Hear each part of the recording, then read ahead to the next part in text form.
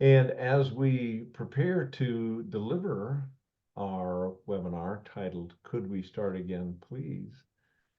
We have had many people enroll in this webinar, and we expect, like our other video classes, that people will enjoy the benefit of our 32 years of experience by future viewing of this video, which I like to think of because I admire that great American philosopher, Chuck Norris, so much. He said, the key to success is to figure out what does not work and then don't do that. So much of today's webinar will be oriented towards what to not do in order to be a success.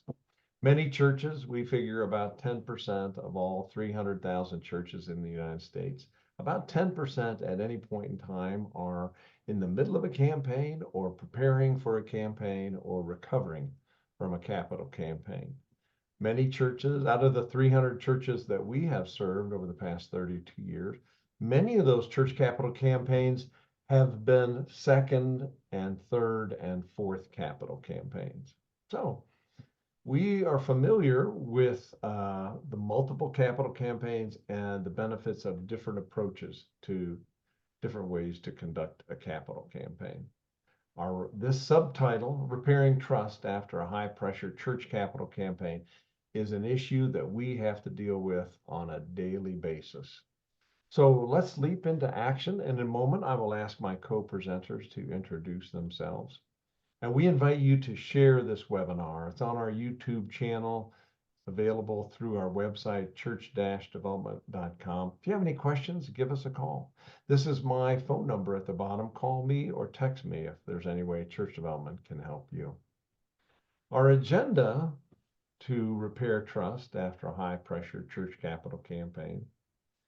After we introduce our co-presenters here, we will reflect on what are the circumstances that get so many churches into this predicament of actually having to repair trust. Then the next point is, how the heck do we get out of this mess? We found these three strategies are key: consensus, communication, and then gathering input, which we call a feasibility study, to put that consensus into action.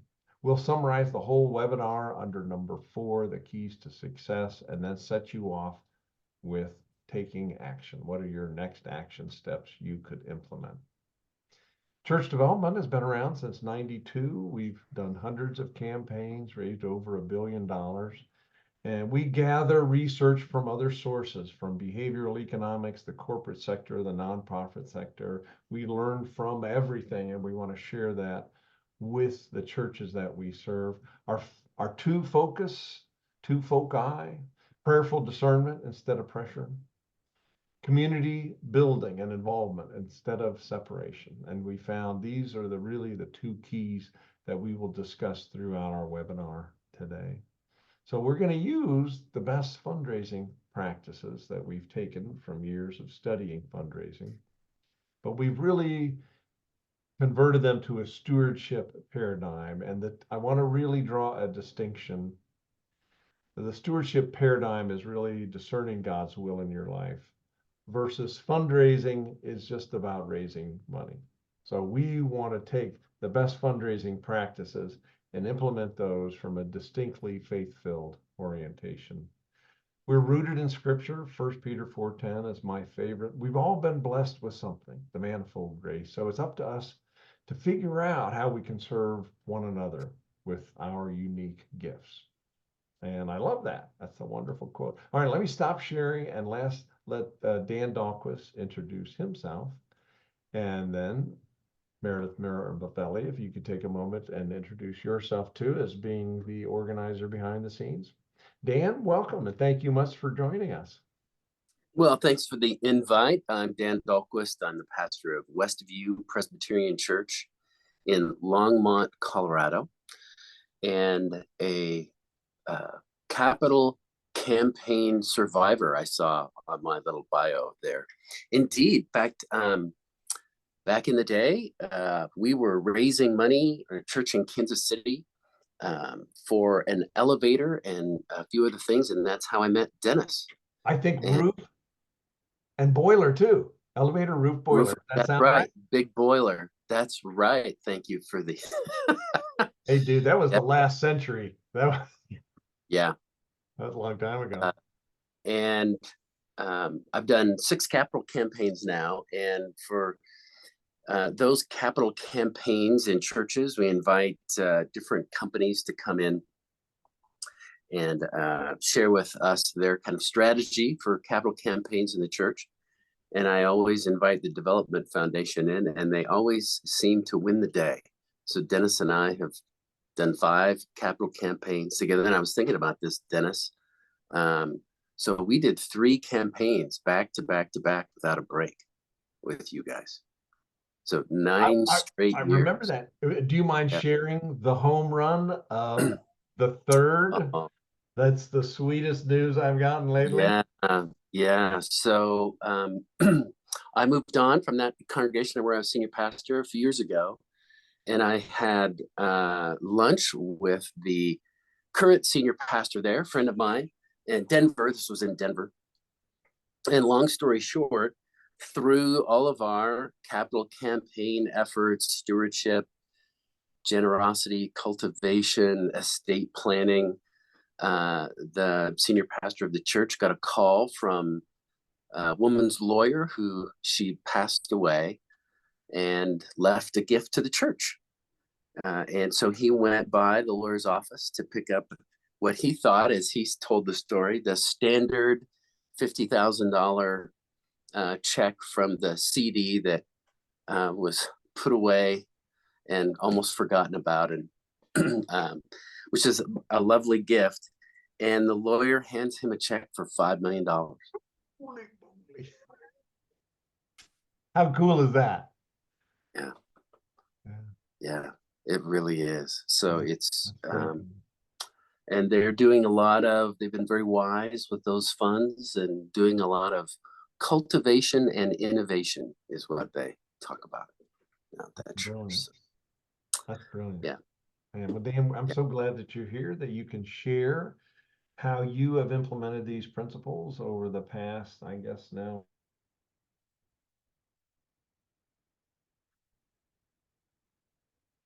You froze for me. Yeah. Oh, there he is. There you go. I'll go ahead and just introduce myself real quick while we're getting Dennis back online. But I'm Meredith Miravalli. I've been working with Dennis on the admin side of church development for about 6 years, and I'm happy to answer any questions you have or send any free resources that you might be interested in or that he mentions throughout the webinar. If you ping me in the chat or send a question through the Q&A, and I'll follow up with you that way. And I'll be sending this webinar recording link out through email to all of our participants and registrants. So if you'd like to review it or share it that way, it will be available to you within 48 hours. Thanks so much for joining us today. Well, thank you. And I apologize for freezing up. It says my internet connection is unstable. When it freezes up, Dan, just take over, okay? My pleasure. All right, excellent. Okay, so just a quick summary. We have a lot of sources of data, and we're going to shrink it all down to distill it so you get the best from all of these different worlds. But first, let's talk about how did churches get into this mess? And I can summarize it in these 3 points. As Dan said, it's typical for a church to interview several different capital campaign firms and select one. And unfortunately, many fundraising consultants are secular oriented. And I think it's I'm a donor to many nonprofit organizations, from scientific research groups to the arts, but they are not churches. They are distinctly different from churches. A church is a unified family of shared beliefs, walking their faith journey together. And that's very different from the YMCA or a university. That we We can't pretend like they are the same, and you do so at your peril. And the second big difference is the awareness that giving is an expression of one's spirituality, not a transaction. So the way I met my wife Jenny is I bought a t-shirt from her at a charity event, and that has led to many decades of happiness, but it was a transaction. I donated 20 bucks, I got a t-shirt. Now, just so that you know, that t-shirt does happen to be framed in the Green Family Hall of Fame, but it was a transaction and is not purely altruistic. The third, and then Dan, I would welcome your comments reflecting on these common disasters. Frequently, leaders, whether they're hired or volunteers, are focused too much on the financial goals at the expense of the well-being of the church community.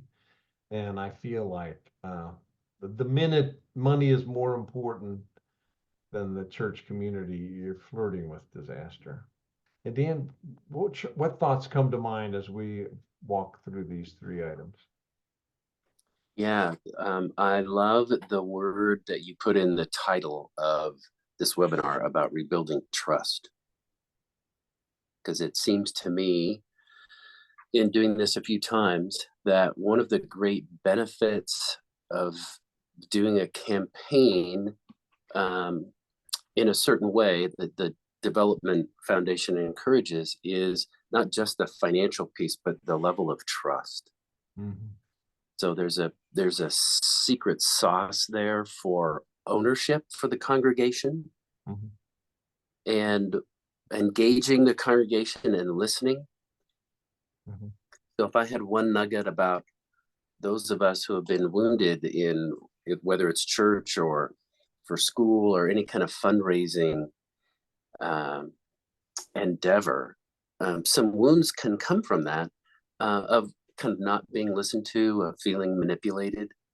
And so that listening piece, and then feeding that back to the congregation, Mm-hmm. so that you're proving that you're listening by communicating, this is what you all said, Mm-hmm. and ending up in the place of, it's not the pastor's vision, it's not the church board's vision, this is what the congregation has said they want to do. Right, everybody together. Yeah. Can I give an example of that, Please, yeah. Dennis, right here? So just briefly. So I arrived here at the church during COVID, very interesting time. And as we kind of made it through that time, I noticed that there's these literally blueprints, old plans on in the upstairs of the church. And years ago, the church had gone through a lot of work to the point of getting blueprints for a renovation, especially the bathrooms in the church, and a few other things. And so we ended up, dusting those off and doing a feasibility study. And even though a lot of work had gone into designing new bathrooms, through listening to the church, they were not interested in new bathrooms.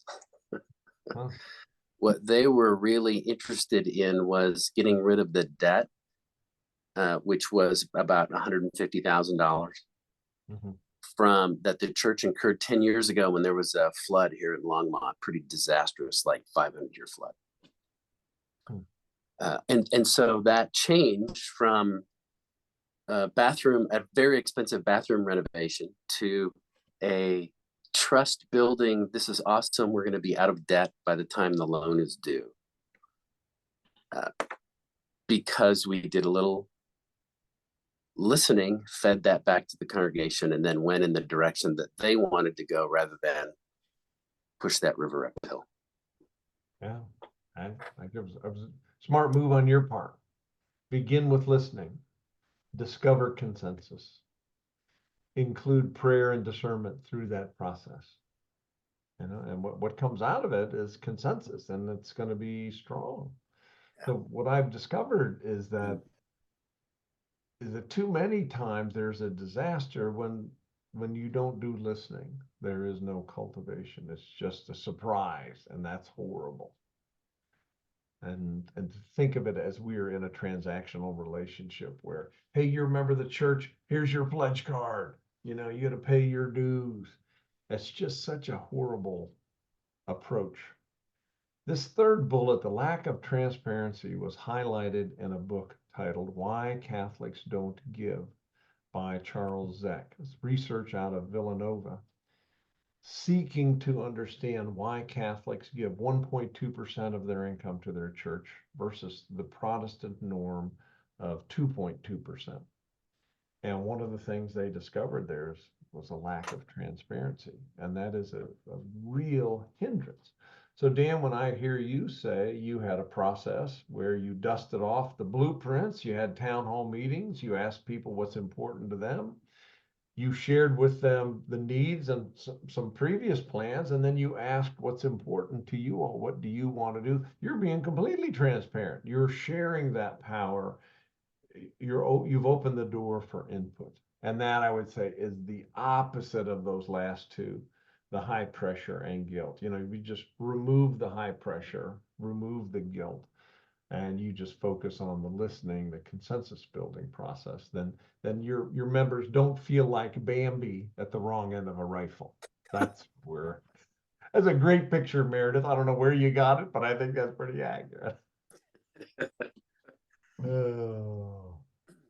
So Dan, kudos to you for doing that. So where do we go from here? The in building consensus, you know, the pastor has a lot of interaction with the leadership group of the church, and that's probably the place to begin.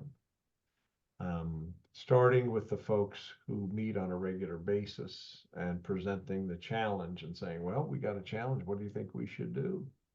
Perhaps then we should expand it out to volunteer leaders. Perhaps after that, donors, lead donors who are heavily invested, and everyone who's ever given anything ever. And number four, I would say everybody who's on your list, let's invite them to a listening session. Maybe you start out with small groups, you know, just the council or committee, and expand out like concentric circles. And I like the number 6 here for an agenda. We have a problem or a challenge. Would you join me in discerning, thinking, praying, and even discussing how we should proceed? So Dan, to give me your reflections, what thoughts come to mind as we talk about this building consensus with who? Oh, thank you for asking. Actually, what the word that is coming up for me right now is metabolize. Huh. And that is when you engage the church and you listen and you talk to people and or you ask questions and then allow people to talk. I feel like we are engaging in a process of metabolizing the work of the Spirit in the congregation. So there's not only a level of ownership with the rest of the church, because people have been asked and listened to, but there's a spiritual process of metabolizing, you know, in a church, just what is the risen Christ up to in our midst?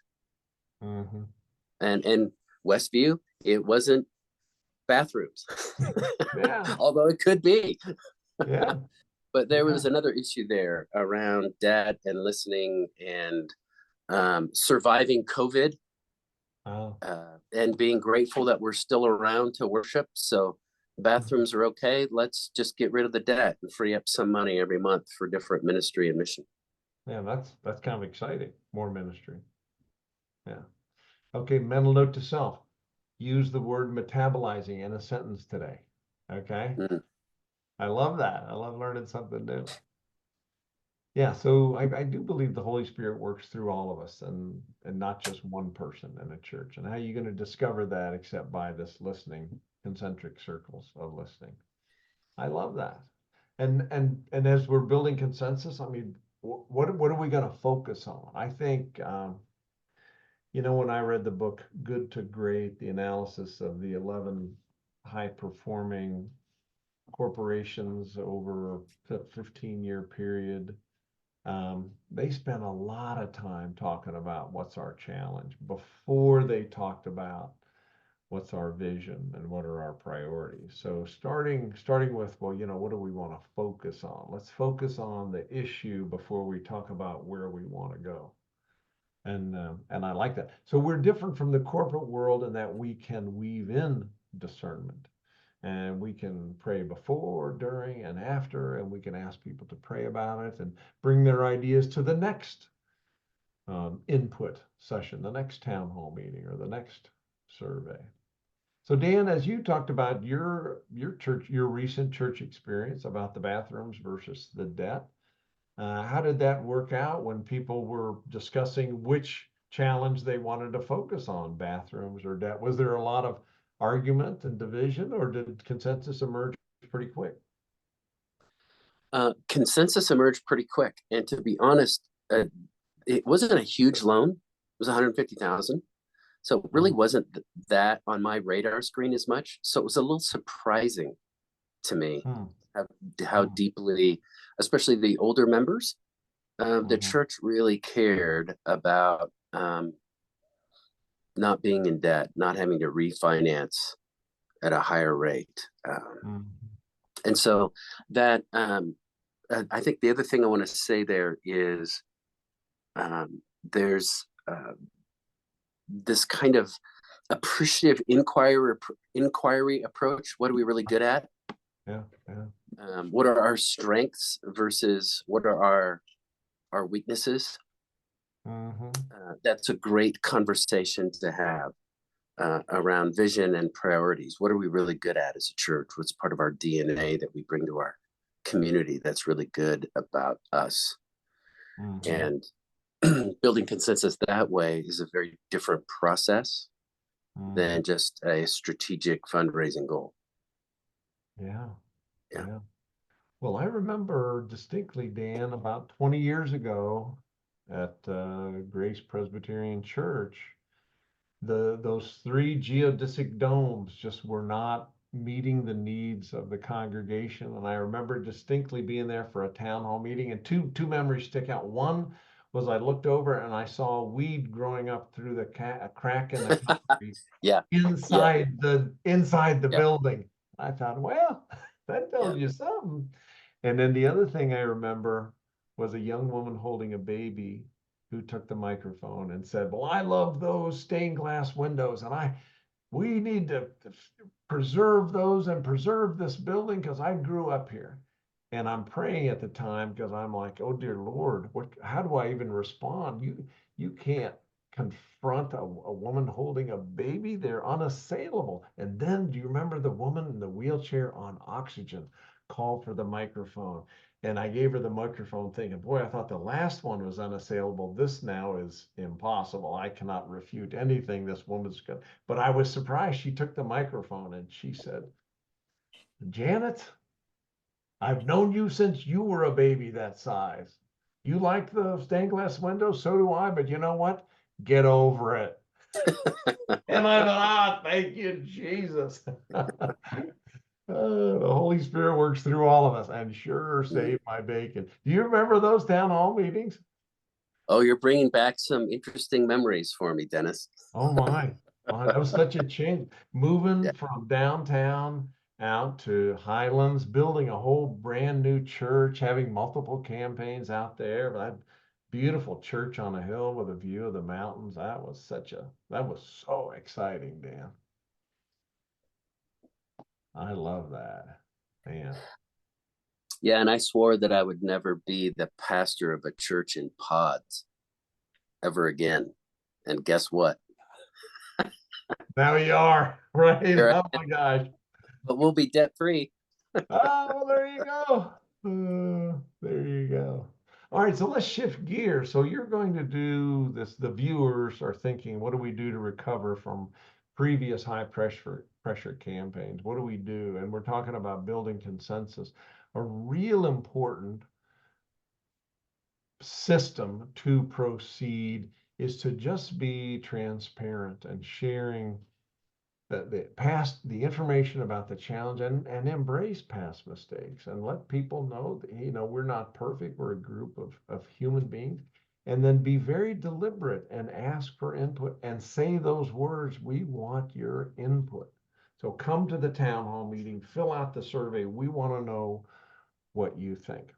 Now, one of the things I have found to work really well is number 3 at the end of these town hall meetings, to ask if you feel called, if you would be willing to serve on a committee to formalize this listening process and to kind of usher us into the next phase. Please see me afterwards. People are inspired in those and they do step forward. Every single one I've been part of, we get a volunteer out of that. That's been very important. And then number 4, I think we ignore this at our peril. We really should have social time at the beginning, time at the end, refreshments, coffee, donuts, sandwiches, so people just have a chance to chat. What we've discovered reading the research of George Barna and the phenomenon of church shopping, we have discovered that social connecting is now more important than dogma or theology. Mm. People want, well, Dan, I think you told me about that book, Bowling Alone. Yeah. Right? Wasn't that the main message, is the social connecting is what is absent in so many people's lives? Yeah, it'd be interesting to see how COVID has changed or enhanced that as well. Right. I Yeah. think there's a greater need after COVID. Yeah. People want to Yeah. connect. Hey, may I jump in and say something about this too? Yeah. And I just want to say about this 1 through 6 is forming a container of trust Mhm. so that people can metabolize what they need to metabolize. It could be grief. Mhm. It could be being seen by the leadership of the church, being listened to. Mhm.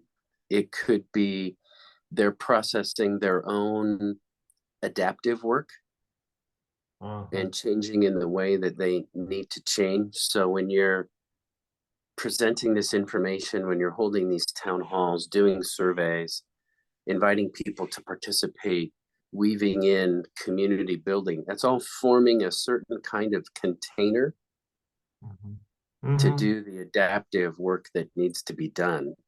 Mhm. The end result of which is like the last thing is the actual ask. Or maybe the last thing is thanking people for giving, but that comes at the end of a process of Right. connecting and building trust and praying for discernment. Yeah. At the end. So it's so much like farming. And what I've observed is the trauma that is caused by skipping all that consensus building and just going right for the ask. There's Oh, that's a great way to put it. yeah, That's a great way to put. Can you say that again, Dennis? well, it's just like farming. So you have to respect the cycle of nature. We're going to plant, we're going to water, we're going to take care of those crops and allow them to flourish. And that takes time before the crops are ready to very naturally share their blessings. And Mm, so I think the farming metaphor is a really good one. Asking is not the first step in farming, it's the last step, you know, and doing this is what makes it, a healthy, nourishing, in your words, the metabolizing experience. I can right. integrate that inside of myself. So to me, this is very healthy. Now, my undergraduate and graduate studies were in organizational development. And not everybody in the church world has been exposed to organizational development theory. And this is really a healthy way to proceed. So if you read a book like Good to Great, or, Scott Peck wrote that book, The Different Drum, by a subtitle about community building. If he were here, he would recommend this step exactly. Just share people with the brutal facts, ask for Mm-hmm. it, and repeat and repeat and repeat until consensus emerges. I think that's just really a healthy way to do it. Now, as you have moved through this and you're weaving discernment in on the micro level, individually, please pray about this. And then collectively, we can pray about it. Then the next thing we got to think about is communication. And Dan, I would really welcome your opinion, but now that video has gotten so inexpensive and quick, I feel like we can do everything else on this, but I really like the idea of just a couple-minute video of a pastor sitting in a boring setting, just like the three of us are at this moment, and just show, well, here's what's happening. We had town hall this meeting here this last weekend. Here's what I heard. And we're going to have a next meeting. I hope you can make it, because this is what I'm learning. This is the way we're heading. So I want to do all of these things, from emails and social media, and but I really feel like that's become quick and easy. I can email it out. I can post that video on social media. I can put it on the website. Anyway, what are your thoughts? Well, for you as a pastor who has been through this, what do you feel like is the most effective way to communicate as you are building consensus? Well, that's a great question. Unfortunately, it's more complicated than I want it to be, simply because for our church, we have people who are not on Facebook or Instagram and never will be. So they don't have smartphones. And so email, newsletters, big deal. The newsletter is still a big deal for us. Okay. And I do think the brief video from the pastor, we could do a way better job, I think, of that. Those little snippets, really helpful for folks. Yeah. And I feel like it's got to be yeah. consistent too. It's got to be repetitive and consistent and across all medium, and as weeks go by, repeat the same message. People got to hear it a handful of times before they really grasp it. Yeah. And for us now, 20% of our worship attendance is on a Sunday morning is online. So I have to keep remembering we're actually a hybrid congregation. Oh, that's so cool. You know, we have folks who log in from, we're in Colorado, but Pennsylvania, Arizona, you know, former members who have moved, snowbirds.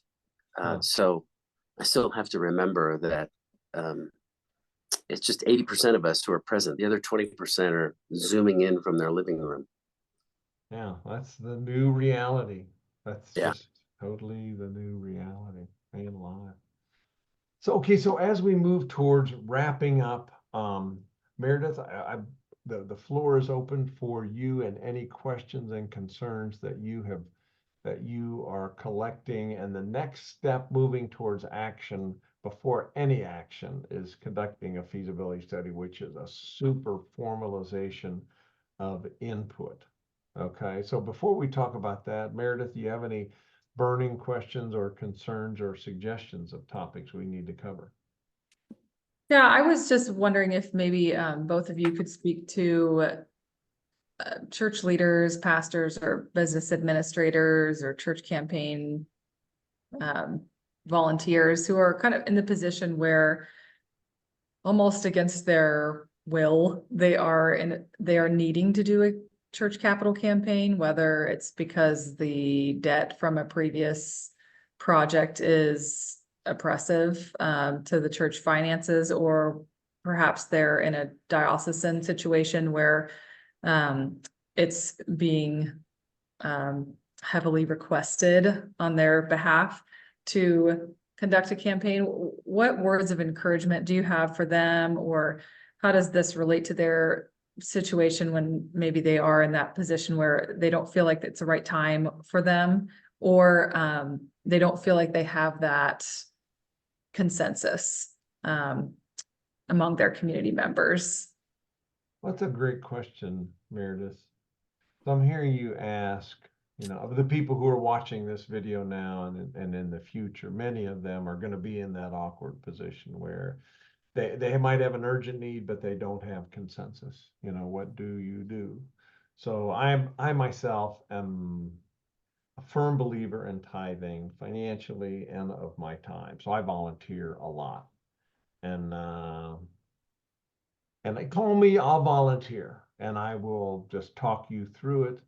And following Dan's examples, I really feel like transparency and sharing the challenge and opening the floor and even sharing, here were plans we developed long ago, but now we want to open the floor to hear your input. I just feel like that's the best possible way.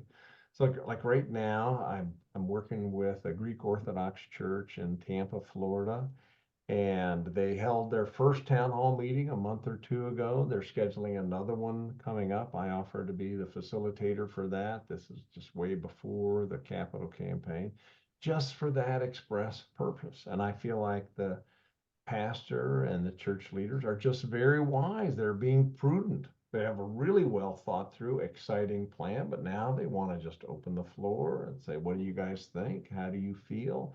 Here's our challenge. This is what we're thinking. I think they're very prudent in doing that. And I have a sense that they're going to do as much of that consensus building as they need to. And if this doesn't work, I think we'll probably just schedule another one, which I like that. Dan, do you have a thought? I do.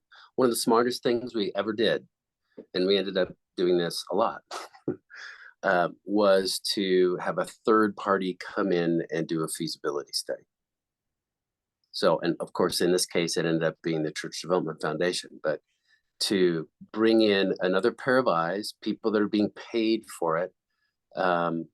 We chose not to use denominational resources, but to have a third party with kind of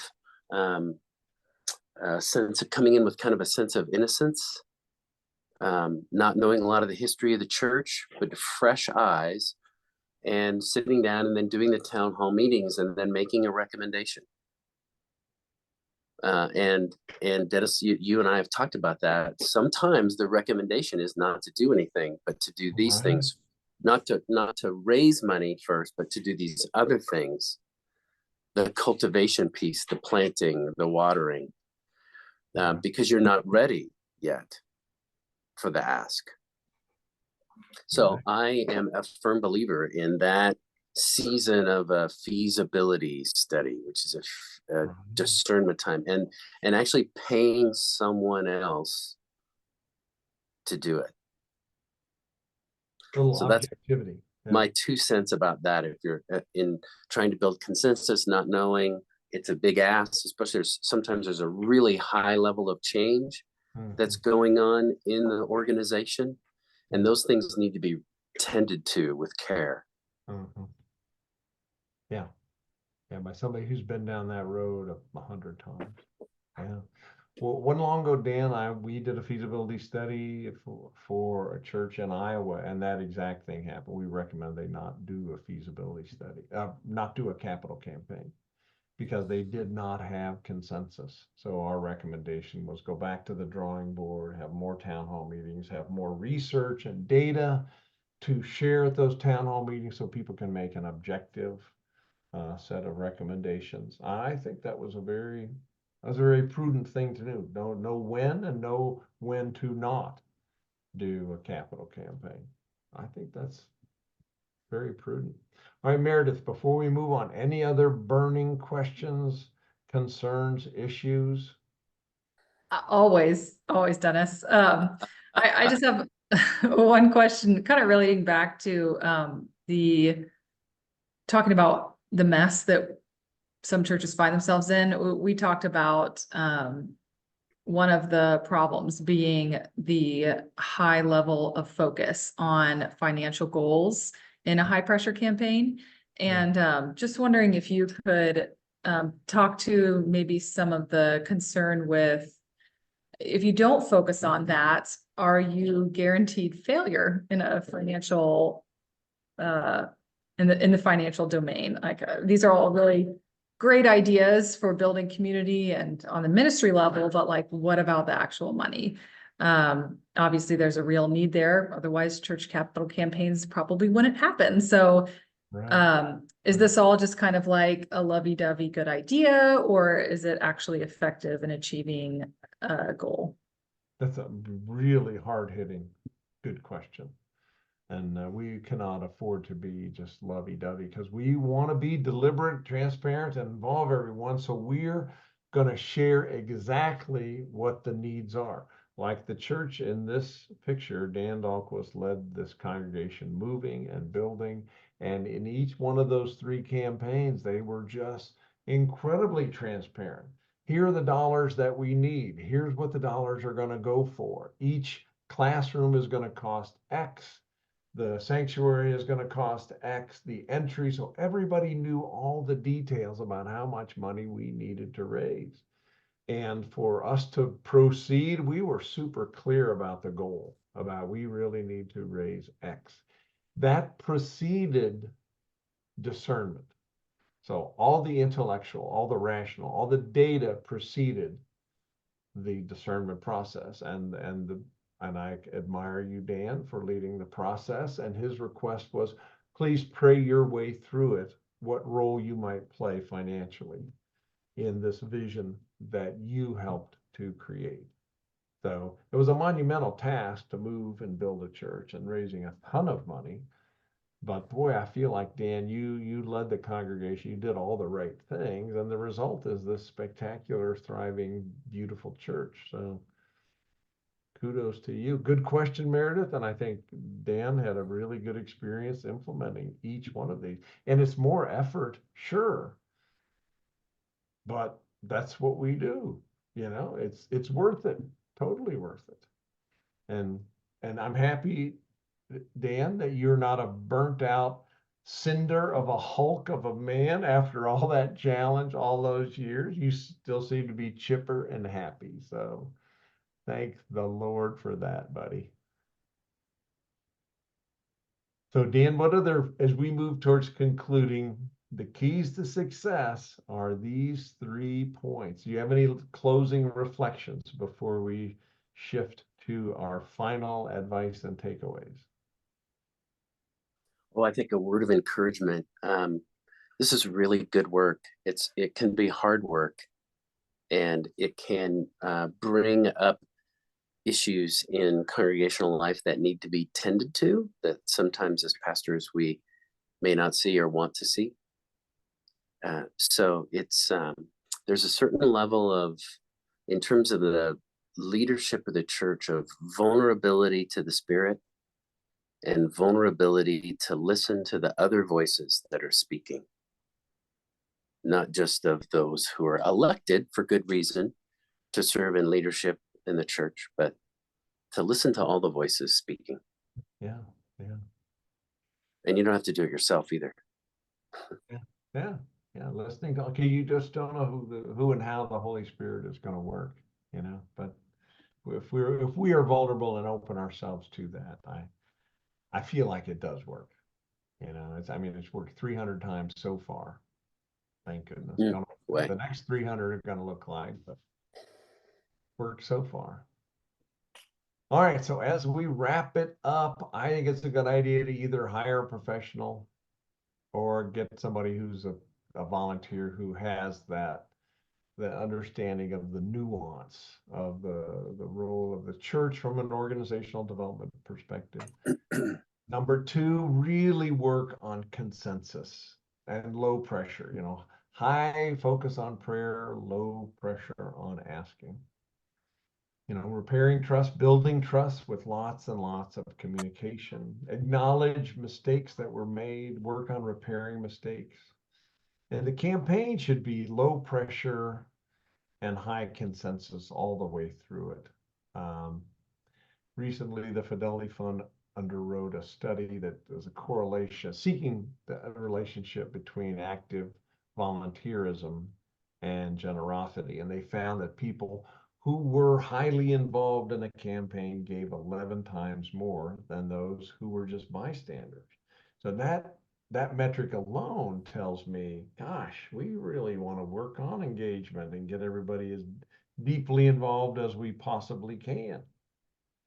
And the final two, assessing the pastoral needs. I think we got to be really sensitive to the softer side of the church life, and we have to be aware that we are social animals and we need to connect socially.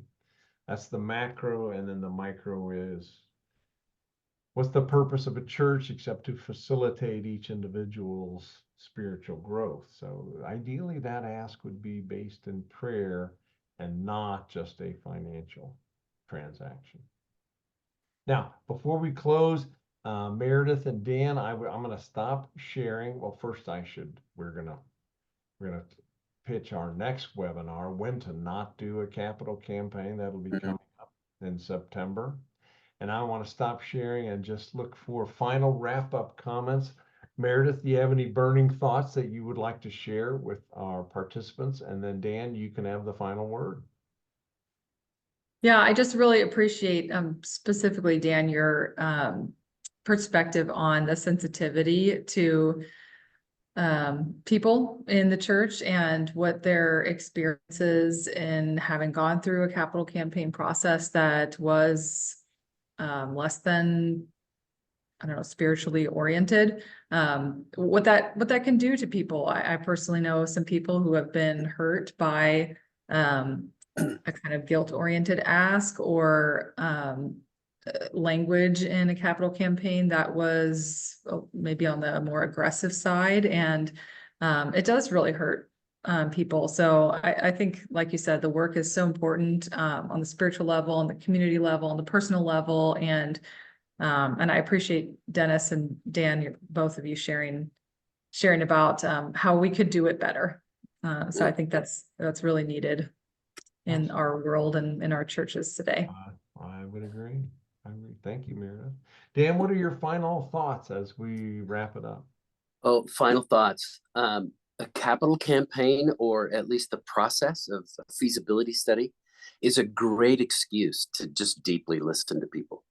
Mm-hmm. And there's a poem called "When Someone Deeply Listens to You." And the first line is, when someone deeply listens to you, it's like having a cup that you've had since childhood filled to the brim with cool, clean water. And when it overflows and touches your skin, you feel loved. What if capital campaigns is a great way to deeply listen to people so that they feel loved? Man, that's profound. Okay, tell me the name of the poem again. When someone deeply listens to you. I forget the name of the author, but I can send it to you. Oh, that's lovely. Okay, well, you know what? We can send it out with this. With this recording and our minutes and the resources. We give away a lot of resources. If you would like other webinars, other resources, we've published several books on church capital campaigns. Go to us at church-development.com. Tons and tons of resources there, and I'll make sure this poem is among those resources. Thank you very much, Dan. And thank you very much, Meredith. And thank you to all who have joined us in our commonly shared mission of serving the church. So go forth, good luck, and God bless. Bye-bye.